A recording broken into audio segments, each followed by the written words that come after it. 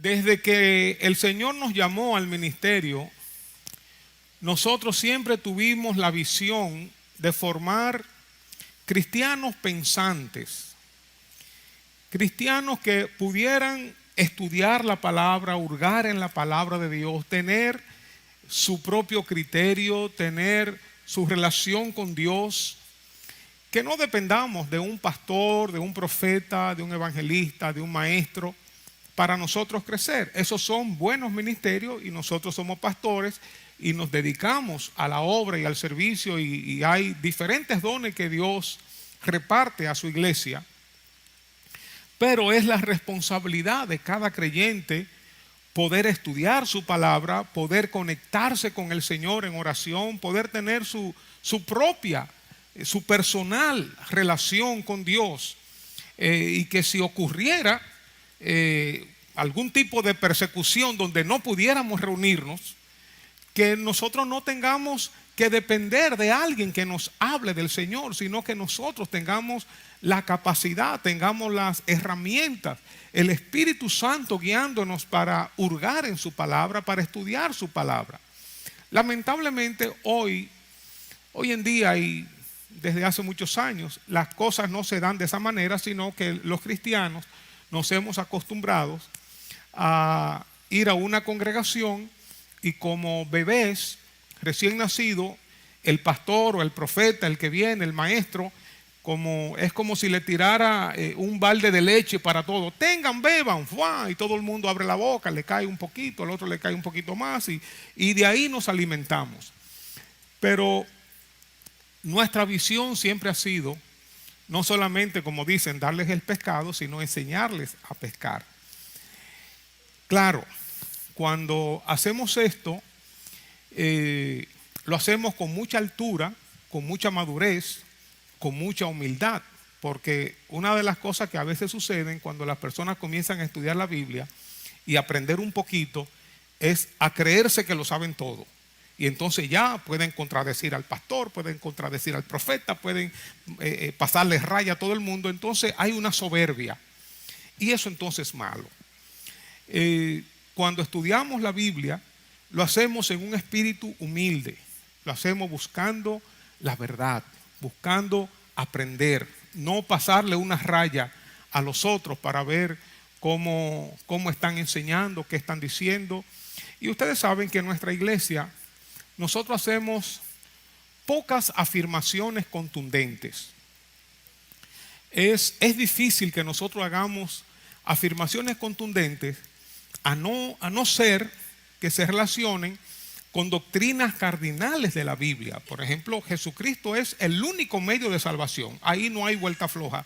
Eso no es que si las obras, que si aquí, que si yo me porto bien, que yo crezco en santidad y entonces es que voy a ser salvo. No.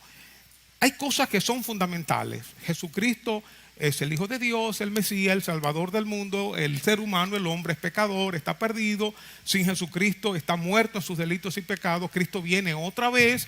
Esas son doctrinas cardinales. La Biblia es la palabra de Dios y hay cosas fundamentales en la Biblia. Ahora hay otras cosas que podemos diferir en cuanto a nuestra opinión, nuestro criterio, pero siempre y cuando siempre con mucho respeto y por otro lado mediante un análisis sano de la palabra. Y digo sano porque con la Biblia tú puedes demostrar lo que tú quieras. Y es textualmente así lo estoy diciendo, literalmente así. Tú puedes demostrar con la Biblia lo que tú quieras. Porque tú agarras un texto fuera de contexto y ya, y ahí lo aplicas, ¿verdad? Entonces, cuando hablamos entonces de criterio personal, estamos hablando de un criterio basado en una sana hermenéutica, en un sano estudio de la palabra de Dios.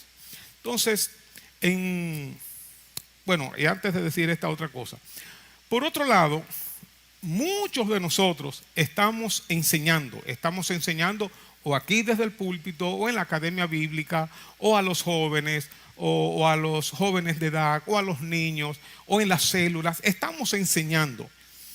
Y si nosotros no tenemos criterio, como yo he ocurrido que pasa aquí y en otros lugares, es que leemos lo que un autor escribió y lo pasamos a sí mismo, a los demás, sea una célula, sea un grupo de estudio, sea a la iglesia, sea a los jóvenes, a quienes sea, ¿verdad? Y esto lo he visto obviamente en diferentes lugares.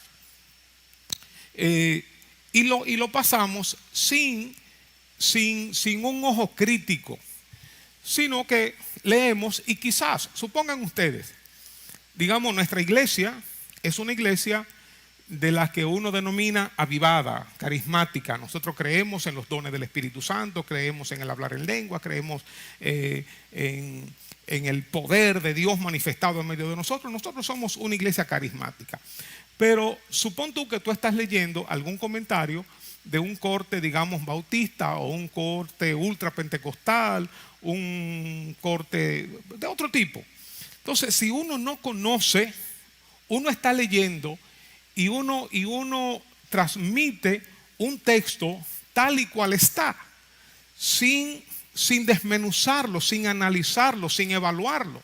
Y entonces, sin darnos cuenta, porque lo que yo veo es que lo hacemos con mucha ingenuidad, transmitimos enseñanzas que son diferentes a las que realmente la misma persona que lo está exponiendo, que no lo cree, no las practica, porque no las ha analizado y no las conoce.